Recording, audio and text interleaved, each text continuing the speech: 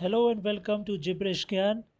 So this is going to be the first video on this channel और जैसा कि मैंने इंट्रोडक्शन वीडियो में बताया था, यहाँ पर हम रैंडम चीज़ों के बीच में रैंडम लिंक्स, रैंडम कनेक्शंस खोजेंगे और जानेंगे। सो स्टार्टिंग टुडे, जैसा कि आपने थंबनेल में देखा होगा या अभी अपनी स्क्रीन पर देख रहे होंगे, we have 4 random things and we will try to come up with some sort of link or connection among them, and I hope you will enjoy it. So the 4 things that we have today, the first one is cockroach, second is masala, third is bandana, and fourth is ostrich. So starting with ostrich.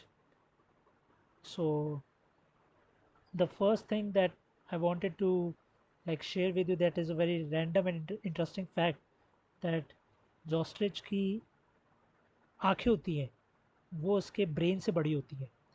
तो ostrich का जो brain होता है वो approximately 40 grams का होता है, और जो ऑस्ट्रिच की आंखें होती है that is approximately size of a billiard ball. तो ऐसा बहुत सारी मूवीज़ में भी आपने देखा होगा, कि एनिमेशंस में देखा होगा, कि जब भी ऑस्ट्रिच को कोई खतरा फील होता है या कोई भी उसको डेंजर फील होता है तो वो अपना सर ज़मीन के नीचे डाल देती है, which is again a myth. ऐसा कुछ होता है, तो इसलिए इनको ऐसा भी कहा जाता है कि थोड़ी सी डम्ब होती हैं ये बर्ड्स, बट ऐसा कुछ भी नहीं है। It is again a myth. The second fact is कि ऑस्ट्रिच का जो एग होता है वो अमंगस्ट ऑल द बर्ड्स सबसे बड़ा एग ऑस्ट्रिच का होता है, या कहते हैं थ्रू आउट द वर्ल्ड जो सबसे बड़ा एग होता है वो ऑस्ट्रिच का होता है। सो जस्ट फॉर कंपैरिजन, अगर आप एक चिकन का एग देखें तो चिकन का एग अराउंड 6 सेंटीमीटर हाइट का होता है, और इट वेज रफली around 60 grams. But in comparison अगर आप ऑस्ट्रिच का एग देखोगे, so that is 15 centimetre in length and it weighs around 1.75 kg. So this is what makes it the world's largest egg. The third fact that I came to know was कि जो ostrich है उसका biological scientific name is Struthio camelus. तो Struthio का मतलब Greek language में होता है अ बर्ड, अ स्पैरो और अ फाउल, मतलब कोई भी पक्षी। एंड कैमलस का मतलब होता है कैमल या ऊँट। तो वो बर्ड जो ऊँट की तरह दिखता है या उसकी तरह ही हैबिटेट में रहता है, उसी की तरह इन्वायरमेंट में रहता है। इंटरेस्टिंगली पर्शियन लैंग्वेज में सेम ऑस्ट्रिच को कहा जाता है शुतुरमुर्ग, वेयर शुतुर मीन्स अ कैमल या ऊँट एंड मुर्ग means a bird. So that bird that resembles in appearance to a camel, या क्योंकि ऑस्ट्रिच भी बहुत ही एरिड सूखे रीजन्स में मिलता है, मेनली इन अफ्रीकन कॉन्टिनेंट, मेनली ये सदर्न अफ्रीका में मिलता है, and common in countries like south Africa, Namibia, Botswana and Zimbabwe.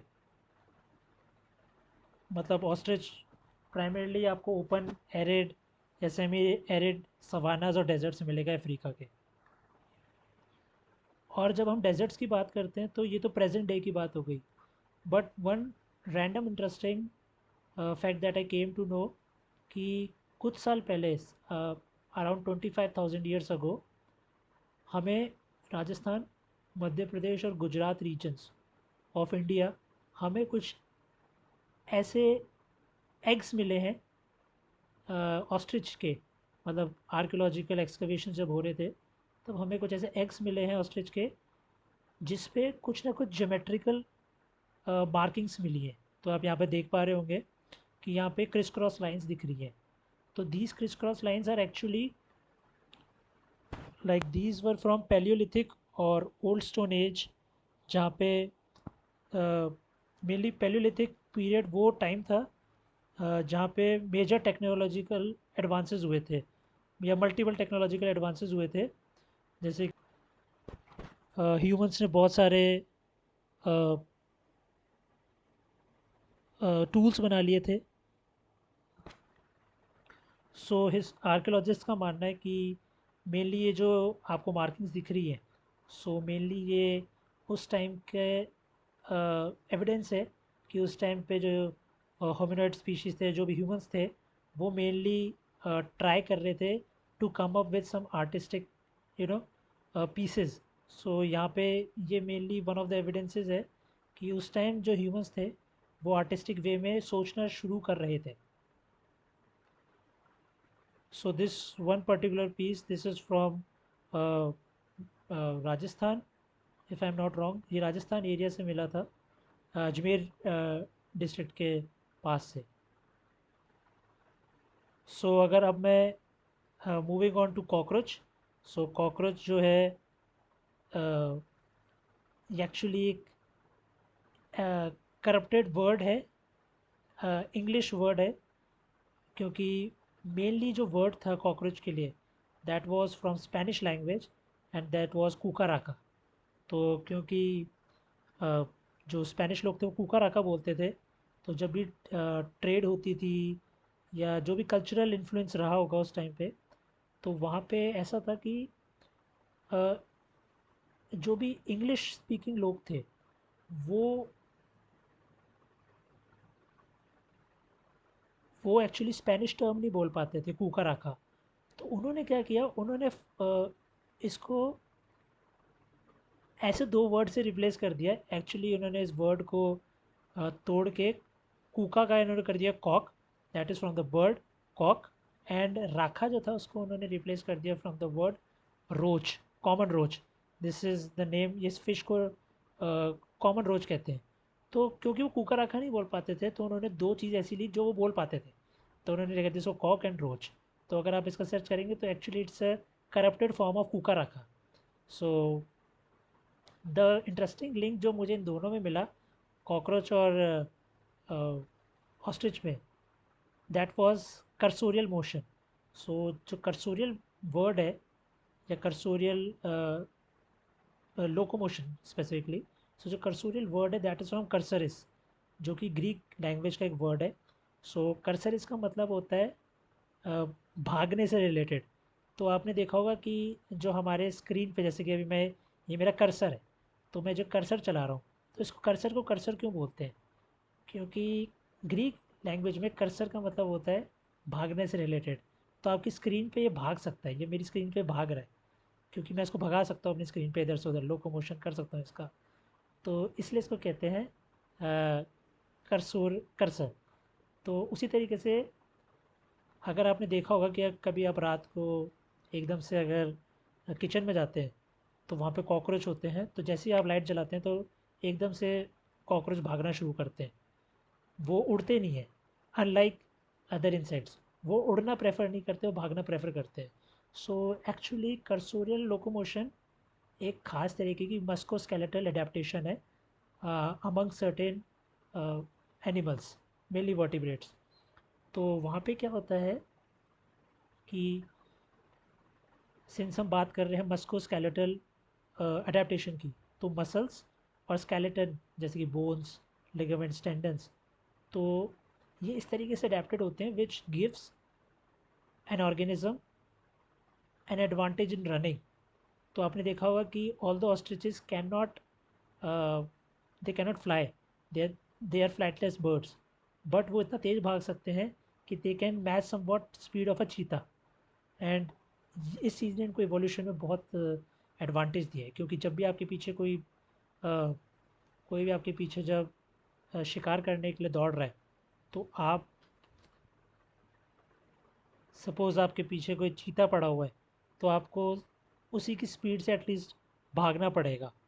तो अगर आप यहाँ पे देख सकें तो इनके पास एक टार्सस, एक बोन होती है विच measures 53 centimetre in length, the longest of any bird, और ये उनको इनक्रेडिबल स्पीड्स पर पहुँचने में मदद करती है। तो ये adaptation is very common to cockroach also. Cockroaches में भी ऐसी अडेप्टेशंस हैं कि वो बहुत तेज़ भाग सकते हैं। So this is one of the interesting links जो मुझे पता चला कि they can perform cursorial locomotion. So moving on to the third word, that is masala. तो मुझे अब कॉकरोच और मसाला को के बीच में लिंक या कनेक्शन ढूंढना था, तो the best thing I could come up with was the spice route.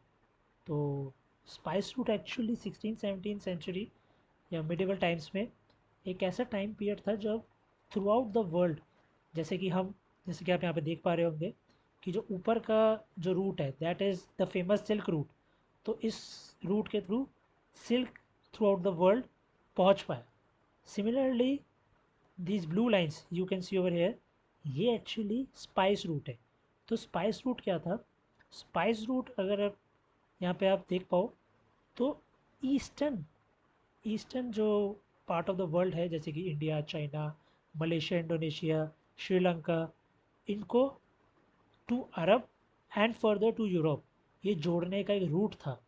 तो यहाँ पे जो मेनली जो चीज़ें जो जाती थी that was spice, cloth, silk, steel, dates and gold. So this was one of the biggest reasons कि द ग्लोबलाइजेशन टुक प्लेस, कि चीज़ें इधर से उधर हो पा रही थी, and that was the main thing और the main route was spice route. तो we will discuss further about it कि कैसे स्पाइस इधर से उधर पहुँचे। एंड ये ढूंढते ढूंढते मुझे एक बात और पता चली कि वास्को डी गामा, जिनके बारे में हमने पढ़ा हुआ है, Vasco da Gama actually Portugal से थे which is adjacent to Spain. तो जो वास्को डी गामा जो वॉयज पे निकले थे अपनी, जब उन्होंने इंडिया के लिए रूट डिस्कवर किया था, तो द मेन थिंग जो वो ढूंढना चाह रहे थे that was actually because of spices. So कैसे? क्योंकि उस टाइम पर ऐसा था 14 सेंचुरी के अराउंड एक्चुअली, अगर आप यहाँ पे देख पाओ तो जो भी साउथ ईस्ट एशिया से जो भी स्पाइसेस निकलते हैं, जैसे कि India, Sri Lanka, Malaysia, Indonesia, China in fact, तो यहाँ से जो भी स्पाइसेस जाते थे that use to go through this region, yes, like Arabia and horn of Africa. So Vasco da Gama को वहाँ का पोर्चुगल के जो किंग थे, किंग मैनुअल वन, उन्होंने एक्चुअली इनको स्पॉन्सर किया था या कमीशन किया था कि जाओ और ऐसा रास्ता ढूंढो where we can bypass the monopoly of Arabs. So actually Arabian region में जो भी यहाँ से मसाले जाते थे that use to go through Arabia to Europe. तो वास्को डी गामा को थोड़ा सा चिढ़ था या गुस्सा था कि हम इनके थ्रू ही या हम अरब्स के थ्रू ही क्यों मसाले लें, we will discover our own route. तो इन्होंने एक्चुअली पोर्चुगल के लिस्बॉन से अपनी वॉयज शुरू करी थी। And I got to know कि ये यहाँ पे आप देख पाएंगे कि उनकी वॉयज कैसी रही। वास्को डी गामा लिस्बॉन से निकले एंड ये अफ्रीका के नीचे से होते हुए, कॉन्टिनेंट के नीचे से होते हुए ये पहुँचे टू इंडिया। इंडिया में भी कहाँ पर, कैलीकट रीजन में पहुँचे ये।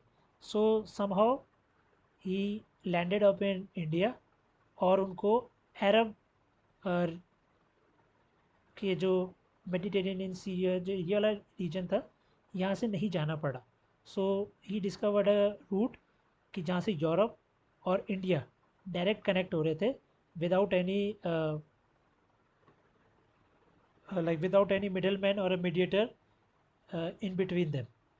So अब यहाँ से क्या हुआ कि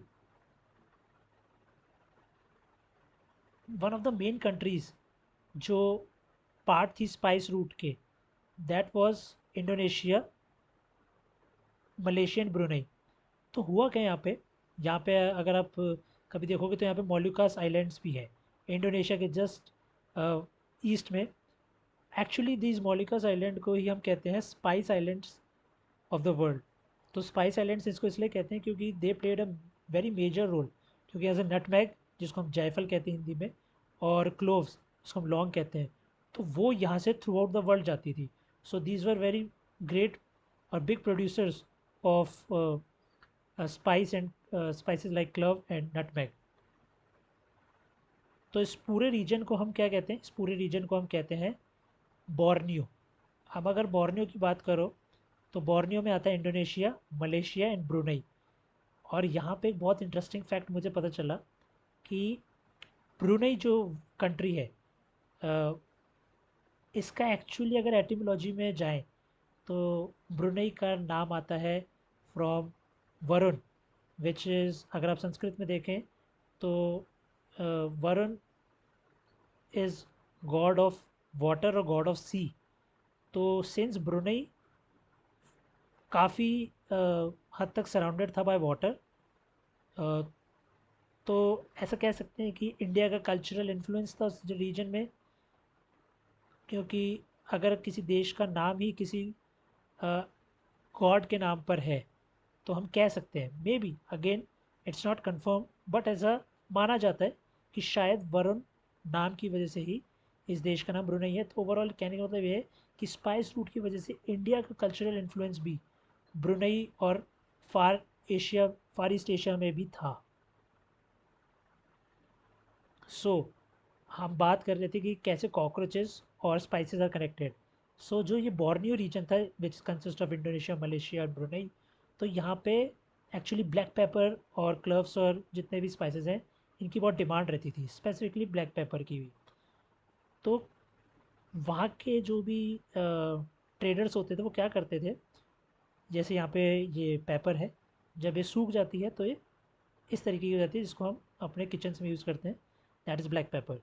तो मेनली वो क्या करते थे, वो इनको ब्लैक पेपर को जो भी कंटेनर्स या जो भी बोरियाँ होती थी उसमें रख के स्टोर कर देते थे इन लाइमस्टोन केव्स में। These are limestone caves which are usually found in South East Asia and regions like Malaysia, Indonesia and Brunei. यहाँ पे वो इसलिए स्टोर करते थे क्योंकि उनको डर था कि जो भी समुद्री डाकू हैं, जो भी पायरेट्स हैं, वो एक्चुअली हमने जो भी उगाया है वो उसका बहुत सारा जो शेयर है वो ले जाएंगे या चोरी हो जाएगा। So we will not be able to gain any profit out of that. तो क्योंकि जो मेनली स्पाइस रूट था वो मेनली कनेक्टेड था वाया वाटर रूट्स, तो यहाँ पे जो समुद्री डाकू या पायरेट्स होते थे दे वर ऑलवेज देयर कि कैसे हम, because the is very very essential and very expensive commodities. अगर आप देखें उस टाइम पर बहुत महंगी थी, तो यहाँ पर रख देते थे। अब यहाँ पे रख देते थे तो यहाँ पर कौन होते थे, यहाँ पर होते थे cockroach, specifically German cockroach. Actually अगर आप इसकी हिस्ट्री में जाए जर्मन कॉकरोच की, तो जर्मन कॉकरोच का नाम जो पड़ा है एक्चुअली वो गलत है। जर्मन कॉकरोच का जर्मनी से कोई रिलेशन नहीं है, but German cockroach actually south East Asia का है। In terms of origin I am saying वो साउथ ईस्ट एशिया का है। और यहाँ पर ये होते थे इन लाइमस्टोन केव्स में। तो समहाउ इन्होंने इन्वेस्ट किया उन जो भी यहाँ पे बोरियाँ रखी जाती थी या जो भी कंटेनर यहाँ पे रखे जाते थे उनको इन्वेस्ट किया। एंड जब ये लोड होती थी शिप्स में फॉर ट्रेड एंड एवरीथिंग, तो ये जाते थे from from Malaysia and Indonesia to India, from India to Arabia and from Arabia to Europe, और directly from India to Europe. और इनकी खास बात ये होती है जर्मन कॉकरोचेस की कि they can survive long voyages. ये लंबे सफ़र को आराम से सह सकते हैं, क्योंकि इनको जो मोस्टली चाहिए होता है, इनको मोस्टली चाहिए है डैम्प क्लाइमेट, कि जहाँ पे थोड़ी सी नमी हो, थोड़ा सी डैम्पनेस हो, थोड़ी सी ह्यूमिडिटी हो, वहाँ पर आराम से अपना रह लेते हैं 14-15 दिन तक।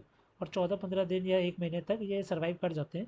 और जैसे ही ये किसी देश पहुँचते थे जहाँ पे शिप थोड़े टाइम के लिए स्टॉप हुआ, वहाँ पे अपने आप को वापस रिफ्यूल करते थे, अब जो भी इनको खाना मिला जो भी कुछ मिला, तो ऐसे करके ही एक कंट्री से दूसरी कंट्री जाते थे। और इसी तरीके से ये पहुँचे from South East Asia to directly to Europe. तो ऐसा नहीं है कि स्पाइस रूट ने केवल हमें कॉकरोचेस ही दिए या यूरोप को केवल कॉकरोचेस ही दिए। स्पाइस रूट ने एक बहुत अच्छी चीज़ यूरोप को और दी, एंड दैट वाज बनाना। सो अगर आप बंडाना की भी एटिमोलॉजी में जाओ, बंडाना वर्ड के ओरिजिन में जाओ, तो पता चलता है कि बंडाना वर्ड एक्चुअली आया है फ्रॉम द वर्ड बांधनी। तो बांधनी जो वर्ड है, जैसे कि हम हिंदी में बोलते ही हैं कि किसी चीज़ को बांधना, तो actually it's a tie dye technique. Tie dye का मतलब किसी चीज़ को बांधना और उसको डाई में डुबोना। So it is actually resist dyeing technique. Resist dyeing technique मतलब कि कपड़े के एक रीजन को धागे से बांध देते हैं और फिर उसको डाई में डिप करते हैं। तो जैसे इसको हम डाई में डिप करते हैं, तो जो रीजन जिसको हमने कपड़े से बांधा था, ठीक है, तो उस पर रंग नहीं चढ़ता, और जिस रीजन को हमने धागे से नहीं बांधा था उस पर रंग चढ़ जाता है। So we get this beautiful design. Okay, so I will suggest you guys कि अगर आप देखना चाहो तो आप ज़रूर देखना कि बांधनी कैसे की जाती है। यूट्यूब पे बहुत सारे वीडियोस हैं, आप देख सकते हैं कि कैसे बांधनी आर्ट टाई डाई टेक्निक कैसे लोग करते हैं या ट्रेडिशनली कैसे की जाती थी। And you will feel very proud, and it is one of those arts और वन ऑफ दोज टेक्निक्स कि जब आप देखते हो, एटलीस्ट फॉर मी ये था कि जब मैंने इसको देखा तो one of those techniques, one of those moments कि जहाँ पे आपको लगता है you feel very proud of being human. तो I will suggest to just watch this bandhani technique. Moving on to the history of bandhani. तो बांधनी की जब मैं हिस्ट्री सर्च कर रहा था तो मुझे पता चला it predates back to Indus valley civilization, mainly in the जो सिस्टर सिटीज़ हैं हड़प्पा और Mohenjodaro of Indus valley civilization जो हुआ करती थी। तो वहाँ पे हमको कुछ ऐसे पीसेस ऑफ फैब्रिक मिले हैं जो कि बताते हैं कि मे बी जो बांधनी या जो टेक्सटाइल की जो डाइंग टेक्निक है, that is as old as 4000 years old. तो इतनी पुरानी है। And maybe that was one of the this was one of the reasons जहाँ पे वो बहुत एक्सटेंसिव स्केल पे प्रैक्टिस होती थी बांधनी टेक्निक। और आप अभी भी उसको देख पाओगे कि अभी भी राजस्थान के कुछ रीजन्स में, गुजरात के कुछ रीजन्स में बांधनी डिज़ाइंस आर सो ब्यूटीफुल कि आप वहाँ पे अगर कॉमन जनता को देखोगे तो वहाँ अभी भी वो बांधनी पहनना बहुत प्रेफर करते हैं। And there are various colour codes to bandhani also, कि red means something, blue means something, green means, like every colour has its own significance in Rajasthan and Gujarat specifically. और अगर हम वैसे बात करें तो throughout the country India भी बांधनी के बहुत सारे रीजन्स ने इसको अडॉप्ट किया है, and they added their own flavour to it. So that is very informative and nice to see कि लोग कैसे क्रिएटिविटी के साथ वहाँ पर आते हैं अपने बांधनी डिज़ाइंस में। सो अगर हम बात करें बांधनी की कि इसका सबसे पुराना एविडेंस तो हमारे पास एज अ सिविलाइजेशन तो इंडस वैली सिविलाइजेशन में है। बट अगर हम पिक्टोरियल रिप्रेजेंटेशन देखें तो वो हमको मिलता है एलोरा की केव्स में। As you can see over here कि ये एक्चुअली एलोरा की केव्स हैं। तो एलोरा की केव्स एक्चुअली बुद्धिस्ट रिलीजन के बारे में ज़्यादा बताती हैं। और अजंता की केव्स, जैसे कि if I am not wrong, Ajanta की केव्स में बुद्धिस्ट, हिंदुज़म और जैनिज़्म तीनों के बारे में है, बट एलोरा की केव्स में केवल बुद्धिज़्म के बारे में है to a very large extent. तो ये एलोरा केव से है फ्रॉम 5th और 6th century BC। I am not very sure about it. तो यहाँ पे आप देखेंगे कि ये जो मिडल में जो लेडी है, so this is actually a scene from the life of Gautam Buddha. तो गौतम बुद्धा की लाइफ से है ये, जहाँ पे उनको सिड्यूस करने के लिए, उनको रिझाने के लिए, जैसे कि स्टोरी भी है कि उनके बुद्धा के फादर नहीं चाहते थे कि वो संन्यास में जाएं और ही बिकम अ मॉन्क। तो उन्होंने हर वो चीज़ करी जो उनके कैपेसिटी में थी टू लाइक कि उनका बेटा लाइक एक लग्जरियस, एक मंक मंकहुड वाली लाइफ ना जिए, बल्कि ही लिव्स नॉर्मल लाइफ और वो लाइक दुनिया के सारे प्लेजर्स, लाइक बहुत लंबी कहानी है, मुझे तो पूरी पता भी नहीं, बट हाँ। तो ये था, तो वहाँ पे हमको दिखता है कि ये उनकी लाइफ का एक सीन है। तो उसमें जो ये आप देखेंगे, जो उनकी आर्म्स पे जो ये जो कपड़ा है, ये एक्चुअली हिस्टोरियंस का और आर्कियोलॉजिस्ट का मानना है कि एक्चुअली ये एक बांधनी टेक्निक के द्वारा जो कपड़ा उन्होंने बनाया था, जो कपड़ा बना है, ये एक्चुअली वो दर्शाया गया है इसमें। सो बांधनी का जो हिस्ट्री है वो इतनी पुरानी, इतिहास इतना पुराना है। And moving on to in the contemporary और जस्ट रिसेंट टाइम्स, तो बंडाना का जैसा आपको पता ही है कि बंडाना का जो यूज़ है वो through out the pop culture भी बहुत ज़्यादा हो रखा है। और लाइक टूपाक को आप देख लो, या बहुत सारे रिवॉल्यूशंस में बंडाना का इस्तेमाल हो रखा है। सो कहने का मतलब है कि बंडाना की भी पूरी लेगेसी है from its history to the present times. तो या इट्स अ ग्रेट थिंग कि bandana started from like the best evidence we have from Indus Valley, and to the present times bandana has been a great part of culture, symbolism and all.